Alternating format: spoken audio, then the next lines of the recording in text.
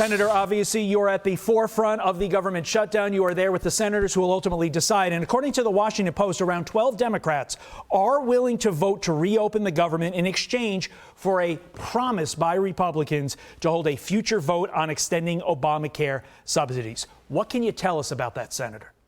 Yeah, well, I can tell you, as I was listening to your last segment, it's so important to remember all of this was avoidable, right?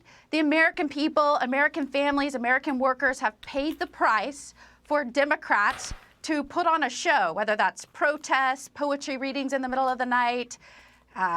You know, it's unbelievable what the American people have had to bear for this grandstanding. And now they're looking for an exit, right? They've put on a show, and now they're looking for an exit, stage right, I suppose. And it's about darn time, because you have people here who have put sabotaging the operation of the government over its people. And anytime that happens, we as senators have to do everything possible to make sure this country continues to operate on behalf of the American people. And that's what we're trying to do. We're trying to bring in for a landing. And it's about time, because this cannot stand. As one of the newest senators here, it continues to amaze me how broken this place is. Okay, you're on the ground. You're talking to your colleagues on both sides of the aisle. How close are we? Like, are these 12, which could ultimately give Republicans the 60 they need to end this thing? I mean, are we close? Are we talking by the end of this week? Are we talking next week? What are we talking here, Senator? Yeah, well, I'm hoping it's close. And I'm also want to tell you that those of us that take these jobs very seriously and approach the Senate in good faith, meaning we want to be stewards and guardians of this country. We're not just here to politically grandstand like some of my colleagues on the other side of the aisle. This has to come to an end. It cannot stand. And so all options have to be on the table. I mean, of course, everyone is frustrated, including President Trump. And we're going to deliver for the American people. I was just meeting with some folks yesterday, informed Americans, and they had no idea that 14 times we've put up for a vote to continue spending from last year. Even the Democrats had voted for this, and they had voted every time, 14 times, they voted no to keep the government shut down. So we said, all right, let's fund critical employees. They said no. We said, okay, let's fund the troops. They said no. On and on and on. I am so sick of this performance of theirs. The American people are tired of it. And truly, this country deserves better. I want to move to tariffs, but quickly, you said all options should be on the table. When you say all, do you mean nuking the filibuster to get 50 and move this thing along?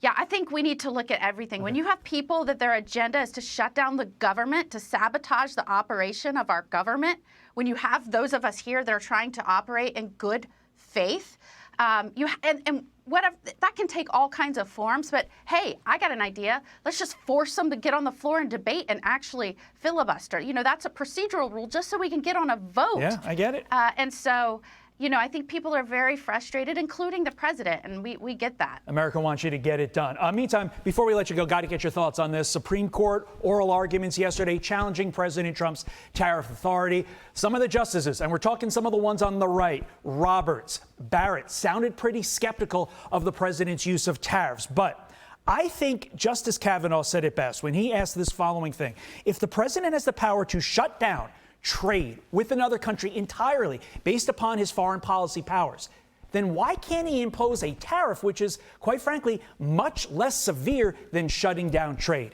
Your thoughts?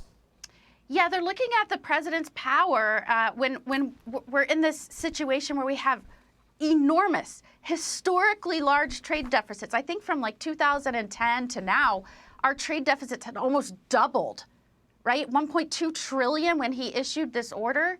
And so, you know, again, I will always say President Trump is not somebody who sits back and says, I don't know what we're going to do. This is terrible. You know, this is suppressing American wages. This is hurting Americans. I don't know what we're going to do. He digs in. He finds his authority in the law. And he says, look, the law allows me to do this.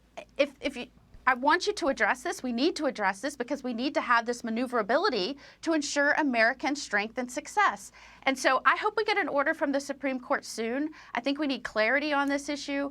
And certainly, you know, the American people have to know every day the president is waking up and saying, I'm going to make this country stronger and better. And if the law's there for me to do it, I'm going to act on it. And to be clear, You can never assume how the justices are going to rule based I upon was a judge oral myself. arguments. You get it. I was You a get judge. it. That is absolutely true. So we will wait and see. Senator Ashley Moody, thank you as always. Always love having you on. I'm Steve Doocy. I'm Brian Kilmeade. And I'm Ainsley Earhart. And click here to subscribe to the Fox News YouTube page to catch our hottest interviews and most compelling analysis.